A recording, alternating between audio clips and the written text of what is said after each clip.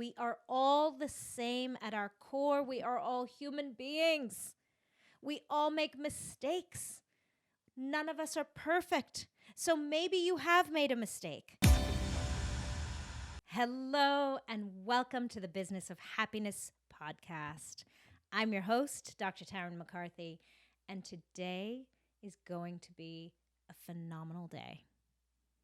Today we are talking about the power of self-compassion. And when I say power, I mean so much more powerful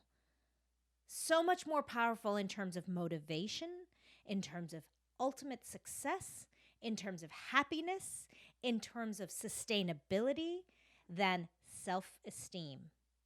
Yes, today we're talking about why self-compassion is so much more powerful than self-esteem and way more powerful than self-critique.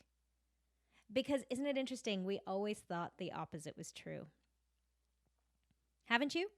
Haven't you just assumed that if you had more self-esteem, you would do better?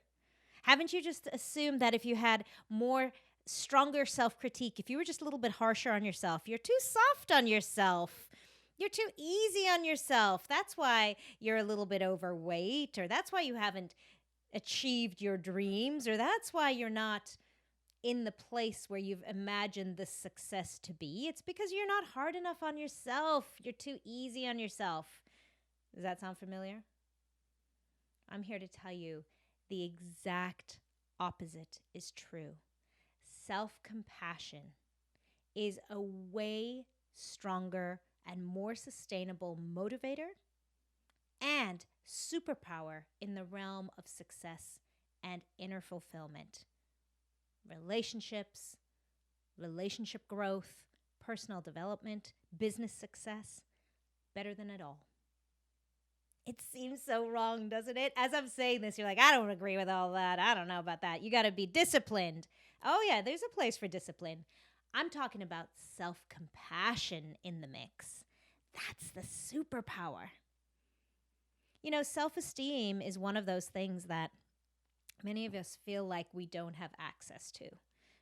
Maybe we do in some areas of our life, like you're very confident in a certain area in your life, but self-esteem, we always blame our self-esteem on not getting further ahead in other areas. If I just had more self-esteem about this. And the thing about self-esteem is it's so externally motivated. It's so dependent on things outside of ourselves. The way we look, the way people perceive us, the feedback we get.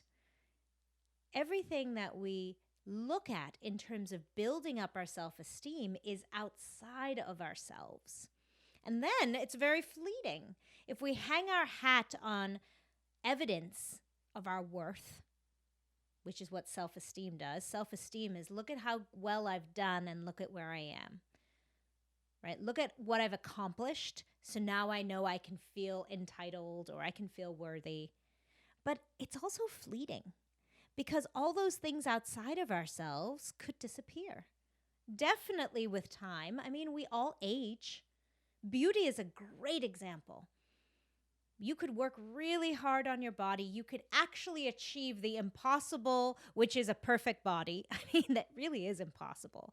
Where even models who are gorgeously shaped and society attributes beauty to the look of a model, even models don't feel perfect. They don't feel good enough. They have low self-esteem in terms of their appearance. But let's just say you were able to grasp self-esteem about your appearance. You decided you were darn good looking. There is an end to that. It's fleeting. It's dependent on something you don't have control over. Self-compassion is there for you always. And you know, it's funny because so many of us were raised to think that if you're too kind and compassionate to yourself, you're never going to get off the couch and go to work. And research shows that that is not true. When we beat ourselves up and threaten ourselves with a stick, we're actually, in the long run, less likely to do as well, to reach as far, to go as far, to push ourselves as far, as when we give ourselves some self-compassion. You know, I was thinking about this self-compassion the other day, and I was remembering this is what we do in the orthodontic chair. And this is a story from the dental world again, for those of you who love to hear these occasionally on my podcast. But, in dentistry, in orthodontics, we rely heavily on our patients' compliance. And they have to do something that is very hard to do. One of those is wearing aligners, wearing their Invisalign aligners. The teeth don't move if you're not wearing your aligners. And the phenomenal thing about aligners is you can take them out. But the trouble with the aligners is you can take them out. The problem is you got to put them back in again when you're done eating or when you're done brushing your teeth. And therein lies the challenge. And you'd think if you had a patient, a young guy or an adult, a young girl or an adult, a young non-binary person or an adult, if you had a patient who wasn't wearing their aligners, you just would have to kind of scare them a little bit. Look, let me tell you what's going to happen if you don't. It's a little bit of a threat there. So we try to give them some self-critique. Or on the other hand, sometimes we try to build up their self-esteem, and sometimes that's falsely, right? You're doing so well when actually you're not. So both of those aspects of self-critique and self-esteem building really don't work in my orthodontic chair. What works is introducing the idea of self-compassion every single time. Every single time. So giving them some space for acknowledging this is hard. It is hard. Adults find it hard. Adults find it difficult to wear their aligners all the time. So when a 14-year-old isn't wearing their aligner all the time, it's acknowledging this is hard. This is difficult. And when you give someone room to feel the feelings that they're having, it lets them be seen for who they are. Let's talk about this in parenting. A friend of mine a little while back was told by her child's school that he was biting other kids. I mean, mortifying. As I say that, does every parent listening to this podcast just cringe? Immediately we berate ourselves and we think, oh my gosh, I've raised a monster. We start telling ourselves all these stories, not only about ourselves, but our beautiful child. We start putting labels on them. We start beating ourselves up. It's bruising our self-esteem. Here I was thinking I was a great parent, and suddenly he's biting kids? Oh my God. See how fleeting the value of self-esteem is in a heartbeat. And suddenly our inner critic jumps in. You should have done this. You should never have listened to so-and-so. Your kid should have done that. He or she should, or they should never have done that. Immediately, we start this judgment insulting. And what does it do? It puts us right into that reptilian fight, flight, flee, fawn phase. Freeze. All of those things happen to us immediately because we start getting anxious. What we do is we up the cortisol levels, we up the adrenaline level, and we think, oh my gosh, I've got to act.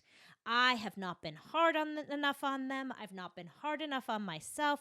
I didn't read enough books. I followed the wrong people. I've got to never speak to that friend again who told me to do what I did. We jump to action based on fear, based on cortisol and adrenaline. And we start making decisions outside of our forebrain. We start reacting. Now imagine that in the lens of self-compassion. Imagine if in that moment you could have compassion first for yourself. First for yourself. As that mom of the biter, have compassion for yourself. Because no one else will be around in that moment to do that for you. Imagine if in that moment you could just hold yourself and say, oh my gosh, this is really hard to hear. I totally get it. This is hard to feel the judgment of others, to have the fear of your child. What is he going to turn into? What are they going to turn into? To have that fear is hard to hold. As a mother, I see you and I hold you, and I'm giving you space to just feel the fear. Maybe even feel a little bit of the sadness. Knowing that's sad. I'm sad in this place right now. Because when we allow ourselves to feel the feelings that are already there, it's not that we're creating feelings or we're giving ourselves option for feelings. Fear and sadness is already there. It's already there. By jumping to self-esteem, saying, oh, I'm a great mom, I know how to do this, or by jumping to critique and say, you're a terrible mom, you don't know what you're doing, immediately we deny ourselves those emotions that we're absolutely feeling. Absolutely.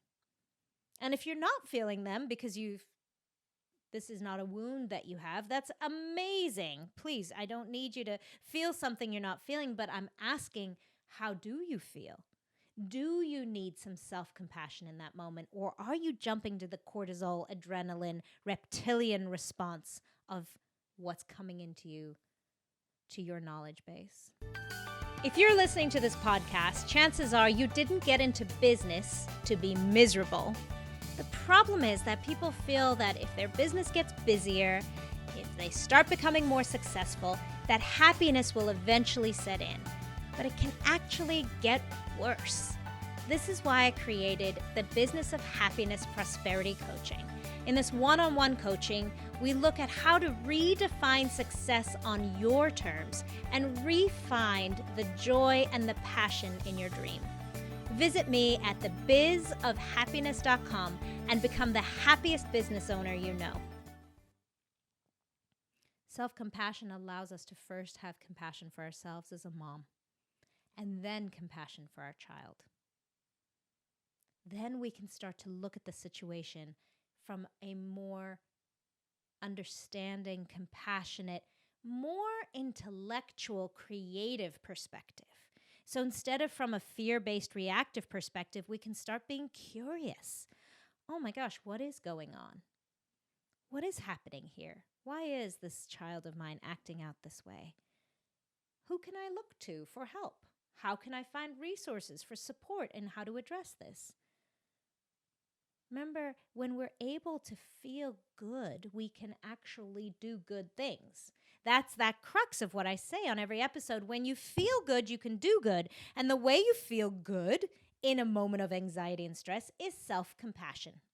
Number one, self-compassion. Then compassion for anybody else who needs it in the room. So we look at compassion in terms of 3 aspects. Number one is self-kindness, just being kind to yourself. Thinking, how would I speak to my best friend if she told me the story? If my best friend just had this happen and her child is they're told that their child is a biter, how would I speak to her? Immediately, you know what to do. Oh, I am so sorry that you're going through this. This is hard. Know that you can come to me anytime if you just want to vent. I mean, that's the first thing I would say to my best friend. Oh my gosh. And my best friend's name is Sarah. Sarah, if you're listening to this. Oh my gosh, Sarah. Please, anytime you want to vent, come to me. I'm here for you, sweetheart. That's what I'd say. So the first step is kindness to ourselves, speaking to ourselves the way we would speak to our best friend.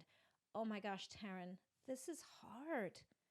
I'm here for you. Anytime you just want to feel those feelings, feel them with me. You're safe to feel them with me. Walk through those emotions. Feel those emotions to get to the other side. And then the second aspect of self-compassion is forgiveness, because we are all human. The second aspect of self-compassion is realizing we are all the same at our core. We are all human beings. We all make mistakes.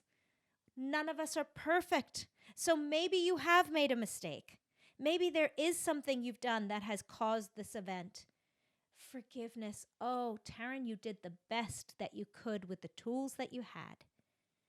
I'm giving you forgiveness, enormous forgiveness and compassion, because you were just doing what you thought was best with the information that was available to you at the time. And guess what? People make mistakes. So maybe you made a mistake and maybe you didn't, but either way, I'm here for you and I love you and I forgive you. Or sometimes we need forgiveness for the thoughts. Sometimes we start blaming ourselves and critiquing ourselves. We think, oh, Tarryn told me, be compassionate, and here I am. I'm being self-critical again. Forgive yourself again. That's it. Oh, it's that old habit pattern again where you keep blaming yourself, where you start critiquing yourself, where you start beating yourself up. I forgive you. I forgive you, because no one should speak to themselves that way. You are here for safety and support and self-soothing. And then the third part of self-compassion is permission to pursue your dreams. Whether that's permission to still be a great mom, or permission to continue trying with your aligners, or permission to continue to work on your personal development. I was talking to a good friend of mine recently, and she was saying to me, I feel so unworthy because I keep doing the work and I never seem to get there to a place in my personal development where I could let go of these old disempowering beliefs. And I said to her, oh my gosh, the work is never done. It's okay, but you still have permission to keep going. You know, even thinking about development in a very physical sense, running. I beat myself up so many times for not being exactly where I needed to be on my training schedule. Got me nowhere. Threatening myself got me nowhere. Compassion felt wonderful. When I was able to hold myself and say, oh, Tarryn, you just didn't feel like going because you had your period that day and you just needed a few extra hours of sleep. Don't worry, babe. I got you. Tomorrow you are totally welcome to keep going. Get up and go running again. See, what I did right there was, and actually, if you were watching the YouTube version of this, I actually wrapped my arms around myself and held myself. Physically holding myself, hugging myself and saying, Tarryn, it's okay. I've got you. You are absolutely forgiven for not sticking to your running schedule. And guess what? You can still go after running if that's still what you want. You still get to pursue your dreams. As a business leader, oh, I'm here for you. I know that happened. That is so hard what you just went through. Feel the feelings. You are safe to feel the feelings with me here. Feel the feelings. You are totally forgiven. You did not know differently. You have had absolute best intentions all along, and it's okay. And if this is still what you want, you still have permission to pursue it. That is powerful, my friend. When you have that voice inside of you, nothing can stop you. There is nothing outside your reach, nothing that you can dream big enough that you can't succeed at when you have self-compassion. Self-compassion is the greatest superpower of leaders, great leaders, and of incredibly successful entrepreneurs, of incredible mothers, and of people who straighten their teeth. It's true, though. I'm making light of this, but it is true. Studies show over and over again, it is not the carrot and the stick that gets us there. It is our internal motivation. And that internal motivation, not an extrinsic motivation. And I'm not one to say that that doesn't help. It's great to have goals and rewards and celebrations. I use those tools all the time to help me get to where I'm going. But the number one piece of it is not self-esteem. It's self-compassion. It's self-compassion. It's giving yourself the love in the moment when you need it, when you fall down. Because when the going is good, hey, we have no problem. Keep riding that train. When the going is good, we keep going. It's when the going gets tough. That's when we need to infuse ourselves with those good feeling hormones again. We don't need cortisol and adrenaline. What we need is oxytocin. We need dopamine.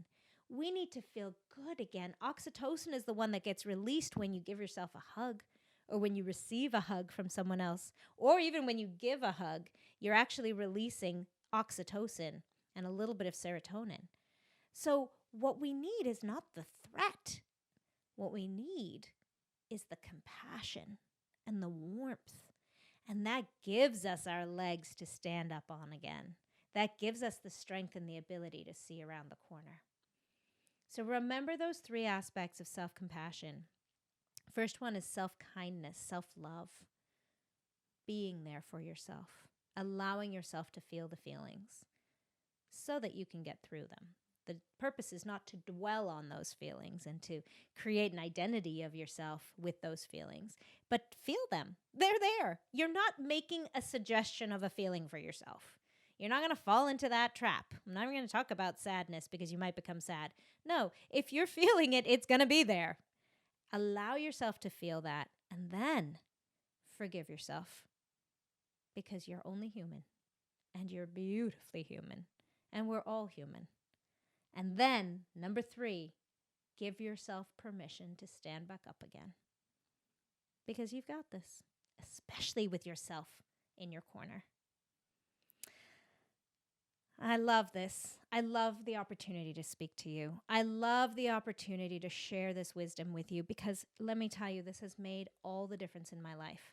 I wish there was more support for self-compassion in the world. Imagine if the whole world had the skill of self-compassion. We wouldn't have bullying anymore. We wouldn't have anger anymore.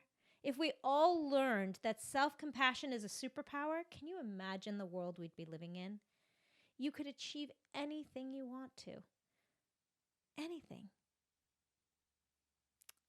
Thank you for joining me today. Please, please, if this touched you or if you know somebody in your life who needs to feel compassion, who needs to treat themselves with love, please send this episode to them.